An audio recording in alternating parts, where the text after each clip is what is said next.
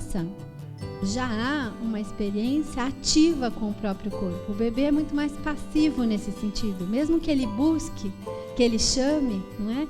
Ele é mais passivo em relação ao próprio corpo. Digo passivo não porque ele está submetido, mas porque a condição de ação dele sobre o próprio corpo, né, e sobre o corpo do outro, é delimitada. A criança pequena, não é? Ela já é ativa em relação a isso. Ela tem um corpo, ela registra prazer, ela encontra com o corpo do outro, é gostoso, ela é curiosa, aí se junta a curiosidade, a vontade de saber. Então, necessariamente, na criança pequena, antes da adolescência, tem atividade sexual, mas infantil. É também bastante importante, não é inocente, é infantil. Porque também a gente pensa a criança na vida sexual infantil como uma inocência sexual. É uma inocência em relação ao que é adulto. É uma inocência em relação às formas adultas da sexualidade, mas ela não é inocente em relação ao prazer. Não é? Então, é infantil a relação com o prazer, mas não é inocente nesse sentido mais moral do termo. Do bebê à criança, a gente encontra mais atividade do lado da criança do que passividade, uma atividade de busca, uma atividade de encontro, uma vontade de novo, sempre infantil. Então, a gente precisa ter em mente que a sexualidade na infância é um conjunto de acontecimentos prazerosos com o corpo, mas não definidos, não circunscritos, não circunscritos a uma certa região do corpo, como pode já se diferenciar na adolescência, né? A gente, observando uma criança, a excitação da criança ela é muito mais global, ela é muito mais generalizada, né? Uma criança, quando fica excitada, não é? Com as mais diversas ocorrências, é uma excitação no corpo como um todo. A criança gosta de uma experiência, se sente excitada com ela e se agita inteira, pula, mexe os braços, mexe as pernas, corre. A experiência prazerosa, a excitação na infância, a excitação no corpo infantil, toma o corpo como um todo, né? Então, o corpo infantil pode ter...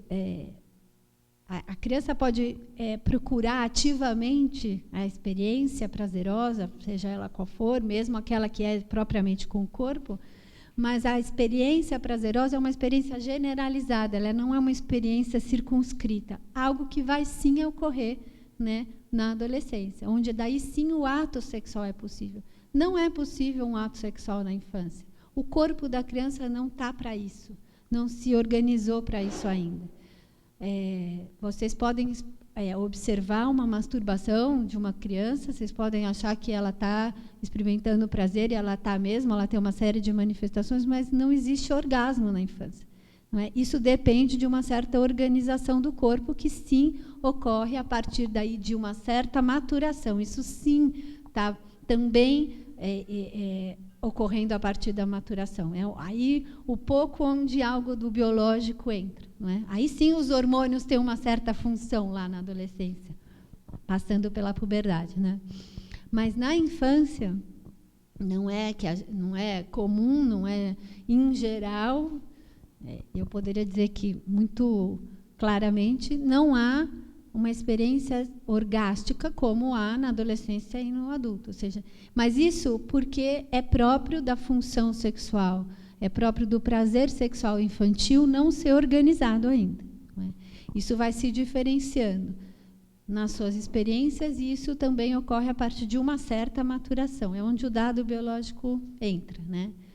A experiência sexual na infância, sendo uma experiência, a sexualidade infantil sendo uma experiência generalizada, sendo uma experiência do campo prazeroso do corpo, não é? Ainda não é uma experiência de escolha de objeto sexual. Não há na infância ainda a possibilidade, a gente não toma como infantil a escolha sexual no sentido da sexualidade, da definição sexual. Não ocorre na infância que haja a escolha de se o meu outro é um outro do mesmo sexo ou um outro do sexo oposto, né? Que me excite ou que eu tenha desejo por um corpo macho ou fêmea, não se define na infância. Dito muito simplesmente, a homossexualidade ou a heterossexualidade não são definições da infância. São definições da adolescência. É na adolescência que essa definição ocorre.